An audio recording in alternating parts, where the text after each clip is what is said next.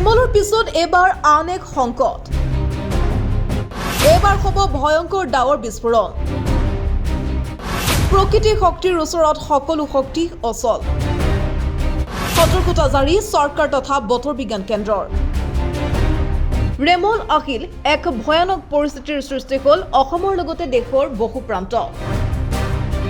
ধুমুহা বতাহ বৰষুণৰ ফলত বহু ক্ষয়ক্ষতিৰ লগতে মৃত্যু হ'ল কেইবাজনৰো লোকৰ। ৰেমলৰ তাণ্ডৱ অসমবাসীয়ে দেখিলে আৰু ৰেমলৰ পাছতে এতিয়া আহি আছে আন এক সংকট। বিশেষকৈ নামনি অসমৰ অঞ্চলসমূহত দেখা দিব এই বিপদে। এবাৰ হ'ব ডাৱৰ বিস্ফোৰণ। ভূটান চৰকাৰে অসম চৰকাৰলৈ এই সতৰ্কবাণী জাৰি কৰিছে। ডাৱৰ বিস্ফোৰণ হৈছে ওপৰৰ আৰু তলৰ বায়ুমণ্ডলৰ বতাহৰ বাবে তাপমাত্ৰাৰ তাৰতম্য ঘটা, যাৰ ফলত কম সময়তেই বহুত বেছি বৰষুণ হোৱা। এই বিস্ফোৰণ পাহাৰীয়া অঞ্চলত বেছিকৈ হোৱা দেখা যায়। আৰু এইবাৰ এই ডাৱৰ বিস্ফোৰণ হ'ব বুলিয়ে সতৰ্কবাণী জাৰি কৰিছে ভূটান চৰকাৰে।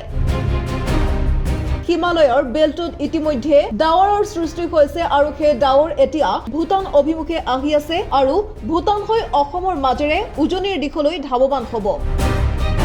সেয়েহে তাৎক্ষণিক এলাৰ্ট জাৰি কৰিছে ভূটান চৰকাৰে। ইফালে ভূটানৰ পৰা বৈ অহা পানীয়ে অসমত বহু ক্ষয়ক্ষতিৰ পৰিমাণ বঢ়াব বুলিও আশংকা প্ৰকাশ কৰা হৈছে, যাৰ বাবে পাহাৰীয়া লোকসকলে পাহাৰ ত্যাগ কৰি নিৰাপদ স্থানলৈ স্থানান্তৰিত হ'বলৈ লগতে সমগ্ৰ অসমবাসীলৈ সতৰ্কবাণী জাৰি কৰিছে ভূটান চৰকাৰ তথা বতৰ বিজ্ঞান কেন্দ্ৰই। নিউজ ডেস্ক, প্ৰতিবিম্ব লাইভ।